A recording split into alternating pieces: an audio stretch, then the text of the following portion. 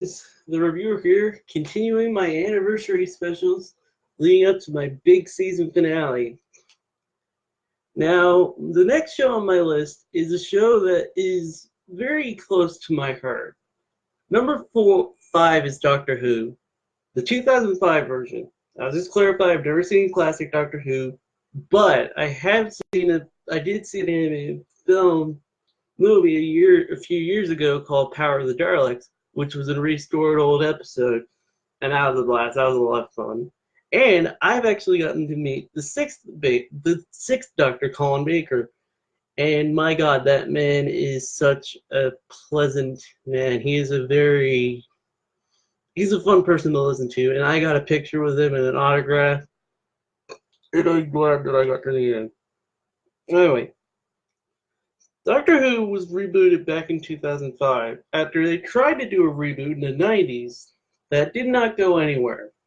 And the first Doctor that we had was Christopher Eccleston, who is a phenomenal, amazing actor and one of the best actors, I think, to start the new bring Doctor Who back to the modern times. And it's one of those shows that means a lot to me because you can't see it on camera, but I've gone to multiple. Apologize. I've seen multiple episodes of Doctor Who in theaters because I saw Capaldi's first episode, two of the Christmas specials. Yeah, two or three of the Christmas specials.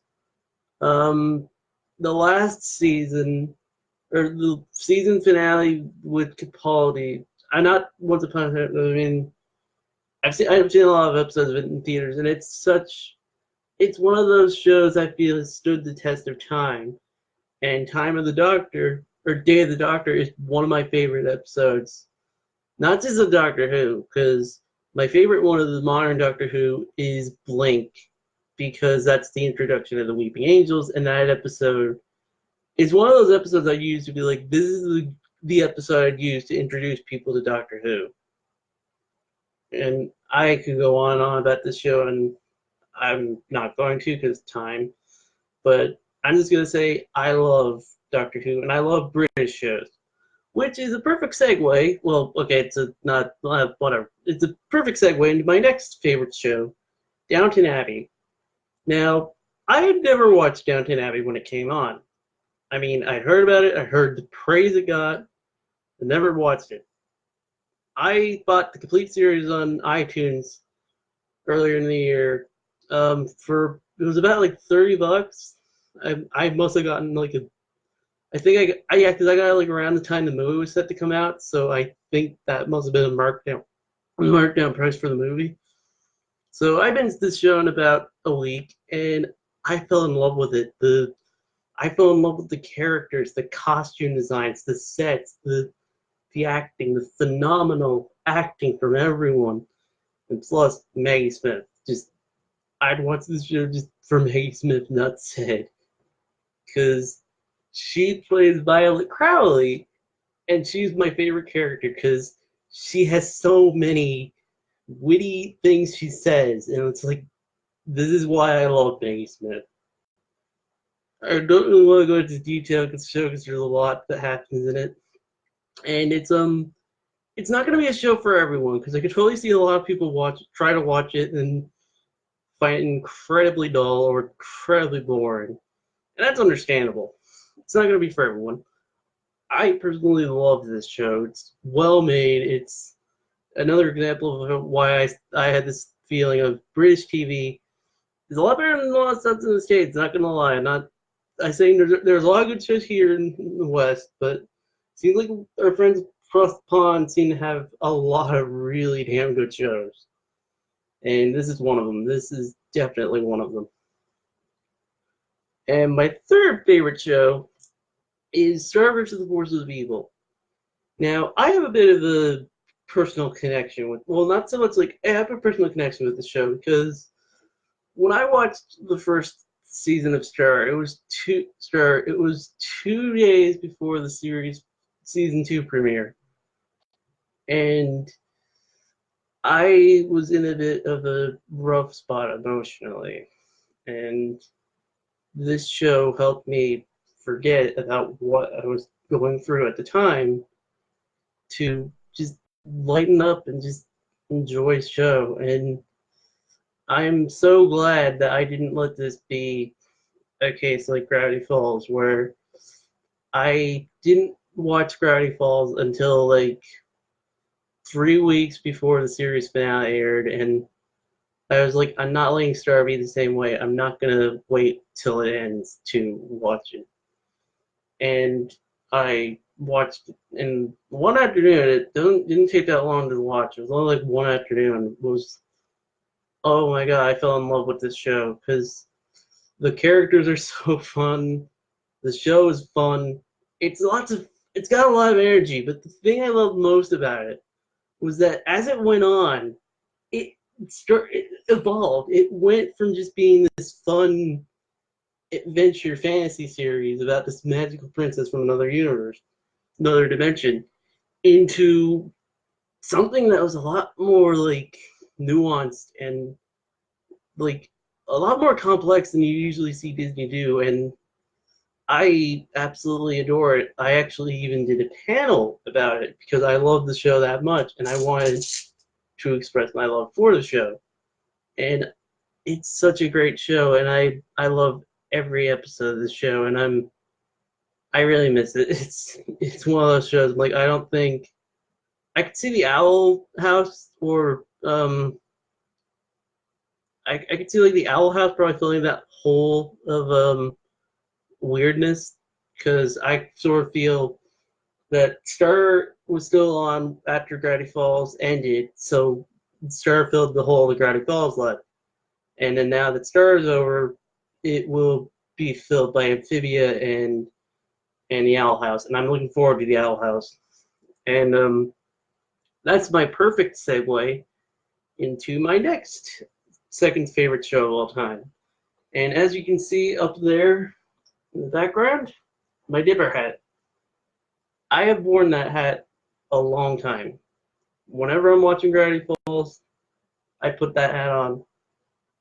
I've cosplayed as Dipper multiple times because it's such an easy character to cosplay, and it's such a fun thing to do. And Gravity Falls is another show that I had heard like how good it was supposed to be. I had heard everything of people giving endless praise. Never got around to watching it until the series finale. Now, before I say, I actually did watch the series finale live, and I binged all 39 episodes up to the premiere of the finale. And it was one of those shows that I was like, I'm not gonna let this show get to me emotionally many times, and that was the way I was with the series finale. I was like, I'm not gonna let this show breaking like feels down, just freaking me, but it did because it's one of those shows I could see as another one of it's a perfect show. I could totally see some scoffing off it because it's Disney, and usually they feel like, oh, Disney, the other bright, colorful stuff.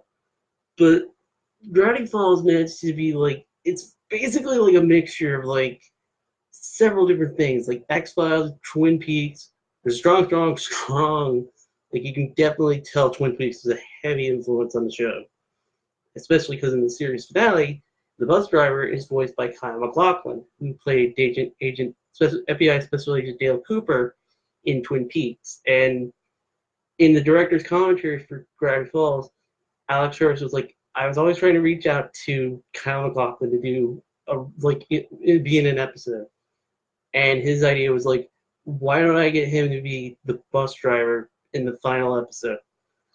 It's only one scene, but like I was like, oh man, that's great, because like I love Kyle MacLachlan and I love Twin Peaks, and this is one of those shows it's gonna have it already has a following. I'm like, it's one of those shows that I feel people will always look back on as like, this is how you do the perfect animated show for both kids and adults. because a lot of problems I have with a lot of things that are made for kids, mainly movies, shows are actually like they've managed to find a perfect balance between both kids and adults without overdoing it to be like, oh, it's too kiddie, and not going too far. It's like, okay, this isn't really a kid's show. I feel Brandy Falls, Scar, and a lot of recent Disney shows have managed to find that right gap between of being able to do, yeah, it's a kid's show. There's good stuff and there's lots of lessons, stuff, and jokes and the like.